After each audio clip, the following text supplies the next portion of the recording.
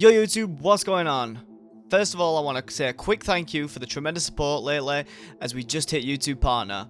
This is a fantastic achievement and I'm eager to put out more content for you all.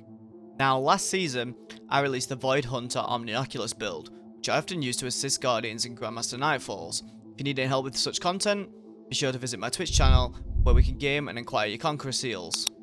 The reason for revisiting this build is that Bungie issued an update which improved it.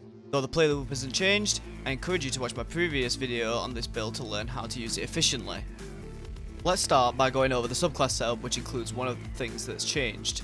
Starting off with the super, I like to use the Mobius quiver for its incredible burst damage when wanting to take out something like a champion.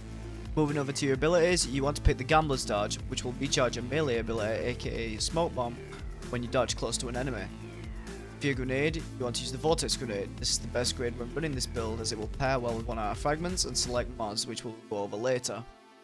For your aspects, the Trapper's Ambush is an essential part of this build, granting your first source of invisibility.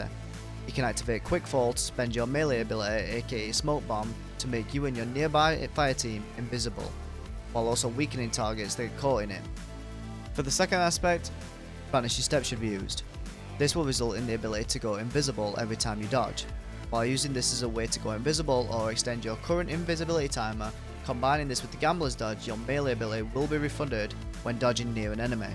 Previously, we only had 3 fragments when using this build, but Bungie released an update that made it so regardless of the aspects we used, we now always have 4 fragments. If you watched the video from before, you will have noticed that the 3 fragments have not changed, first one being Echo of Persistence. This fragment ensures that any void buffs such as invisibility, devour, or an overshield will have a longer duration. Now, we have a 4th fragment that we want to add to this build to make it better. Echo of Starvation. When you pick up an overpower or a void breach, it will grant devour, which works well in combination with our first fragment, letting us have the buff for a longer period of time. Closing out the fragments, Echo of Remnants in order to extend the lingering effect of our Vortex Grenade, and the final fragment, Echo of Obscurity, will provide you with an extra source of invisibility from using your finisher on an enemy.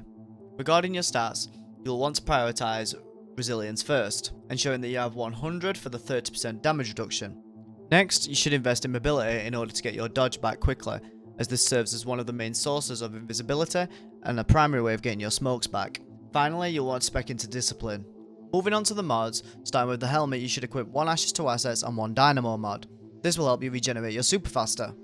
For the arms, you will need 1 Firepower mod to create orbs of power when getting a grenade kill, and 2 Bolstering Detonation mods to help get your class ability back when you use your grenade. For the chest piece, which is kept really simple, you should equip the relevant resist mods for the activity that you're running. As for the boots, before the fragment changes you would have run Recuperation, but now with the update you can run Devour instead. So you want to equip 1 Innovation mod to help with the grenade cooldown when picking up an overpower, 1 Insulation to reduce your class ability cooldown when picking up an overpower, and 1 Surge mod that's relevant to the weapon you're using for a bit of extra damage. Lastly, the class item. Equip 1 Bomber to help with the grenade cooldown when you dodge, Reaper to spawn an extra overpower from a weapon kill after you dodge, and either Powerful Attraction to help with orb pickups when dodging, or Proximity Ward to give you an overshield when you finish a target. Safe to say that after the update Bungie made, this build is now unstoppable in in-game content with its subclass and mod setup. With Devour and the ability to go invis on demand, you become almost unkillable, making you the most valuable asset on your team.